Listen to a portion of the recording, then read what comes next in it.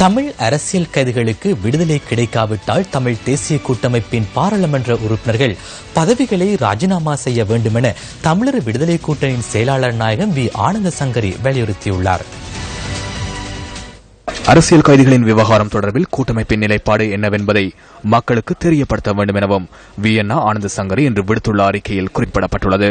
பாராளுமன்றத்தில் 16 உறுப்பினர்கள் இருந்தும் அவர்கள் ஒன்று சேர்ந்து ஜனாதிபதியையோ அல்லது பிரதமரையோ இந்த விடயம் சம்பந்தமாக சந்தித்து பேச முடியாமல் போயுள்ளதாகவும் தமிழர் விடுதலை கூட்டணியின் செயலாளர் நாயகம் தெரிவித்துள்ளார்.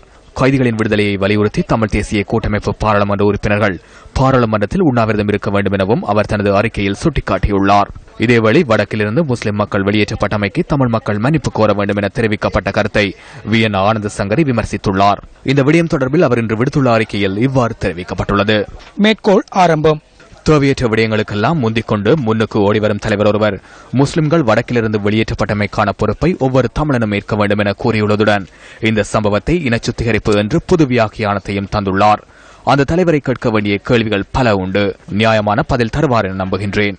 முஸ்லிம்கள் வடக்கிலிருந்து வெளியேற்றப்பட்டது இன சுத்திகரிப்பா? தமிழ் மக்களை முஸ்லிம் மக்கள் இன்றும் அன்பாகத்தான் பார்க்கின்றார்கள் என்பதை தமிழ் மக்கள் நன்கு அறிவார்கள். மேற்கோள் நிறைவு. மக்கள் பிரதிநிதிகள் மற்றவர்கள் மீது குற்றம் சுமத்தாமல் தத்தமது கடமைகளை முன்னெடுப்பதே சாலச் சிறந்ததாகும் என ஆனந்த சங்கரியின் அறிக்கையில் மேலும் தெரிவிக்கப்பட்டுள்ளது.